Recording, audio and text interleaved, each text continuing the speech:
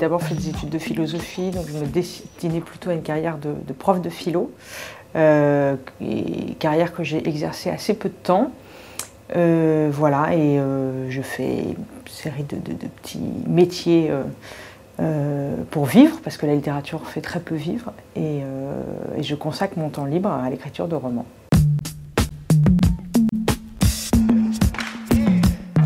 C'est l'histoire d'un boucher qui s'appelle Pim. Le livre commence, Pim est lycéen, il s'ennuie plutôt à l'école, donc il voudrait en sortir le plus vite possible, gagner sa vie le plus vite possible, et il est orienté en apprentissage.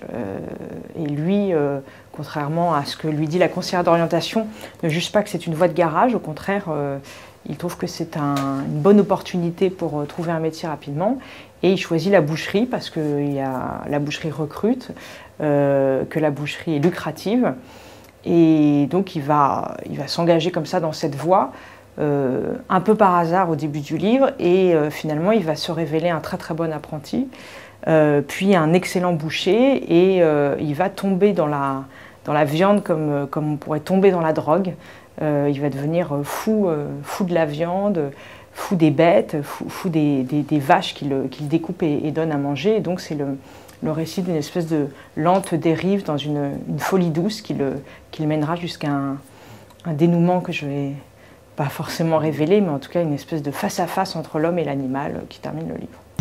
Il y a un point de départ, c'est qu'il y a quelques années, j'avais lu un fait divers dans la presse régionale bretonne, je me souviens, une petite feuille de chou, qui racontait une histoire assez amusante. C'était deux frères bouchers dans une petite ville des Côtes-d'Armor qui n'étaient pas très bons bouchers, pas très motivés.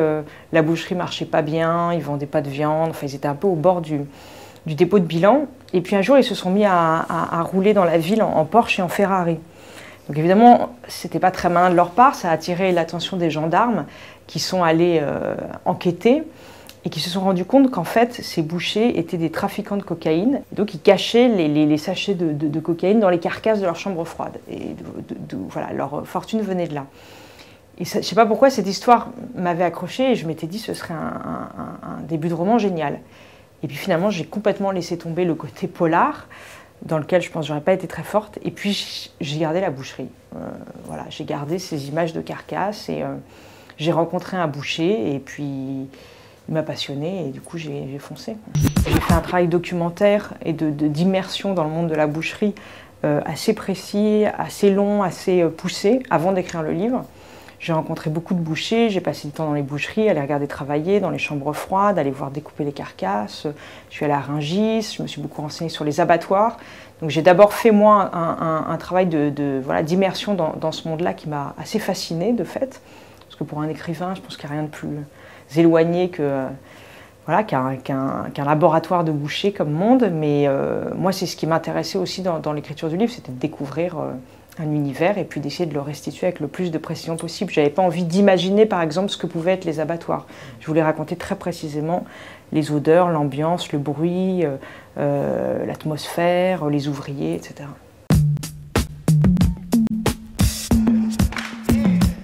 Le livre a un souci du réel, de la précision, de dire comment sont les choses, et qui se veut aussi une espèce de documentaire et de reportage. Et en ce sens-là, je pense que ça peut intéresser des lycéens.